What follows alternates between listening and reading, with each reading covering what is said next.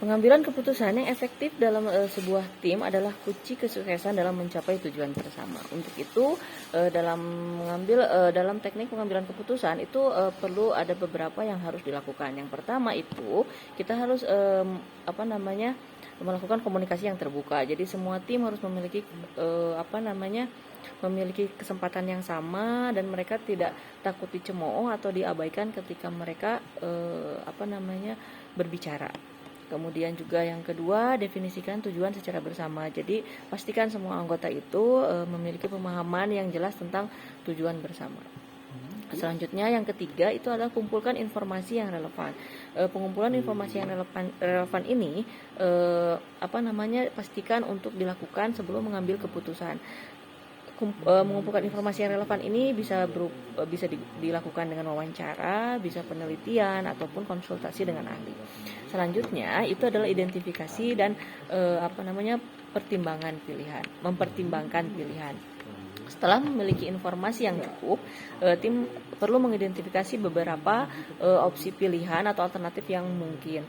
Didiskusikan antara pro dan kontranya masing-masing opsi tersebut. Kemudian gunakan metode analisis. Tentunya untuk sebuah organisasi itu metode analisisnya menggunakan analisis SWOT. Kemudian libatkan semua anggota. Jadi pastikan semua anggota tim ini diberi kesempatan untuk berbicara dan memberikan masukan mereka. Ini memungkinkan berbagai sudut pandang untuk dijadikan pertimbangan. Selanjutnya adalah membuat rencana tindakan. Setelah keputusan diambil, jadi buat rencana tindakan yang jelas, termasuk langkah-langkah yang harus diambil, siapa yang bertanggung jawab, dan kapan tenggat waktunya. Kemudian mengevaluasi. Setelah rencana tindakan dibuat, maka dibuatlah evaluasinya.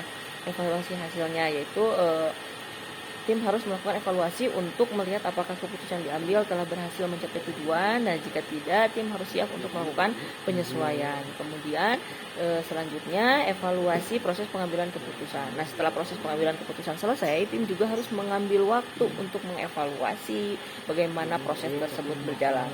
Apakah ada cara untuk meningkatkan proses ini di masa depan, ataukah bagaimana tindak lanjutnya. Kemudian jangan takut untuk mengambil resiko, karena kadang-kadang keputusan yang baik itu memerlukan pengambilan resiko. Tim juga harus terbuka untuk mempertimbangkan solusi yang mungkin tidak konvensional. Kemudian selanjutnya pertimbangkan dampak jangka panjang. Jangan hanya memikirkan keuntungan jangka pendek saja, pertimbangkan juga dampak jangka panjang dari keputusan yang diambil. Kemudian yang selanjutnya adalah manajemen konflik. Konflik alami dalam mengambil keputusan. Tim harus memiliki kemampuan untuk mengelola konflik dengan cara yang konstruktif. Kemudian lakukan refleksi. Apa yang sudah dilakukan, terus kemudian bagaimana setelah dilakukan, dan saat dilakukan akan seperti apa, kemudian setelah itu bagaimana tindak lanjutnya ke depan. Itu yang mungkin harus dilakukan untuk dalam teknik pengambilan keputusan dalam suatu tim atau organisasi.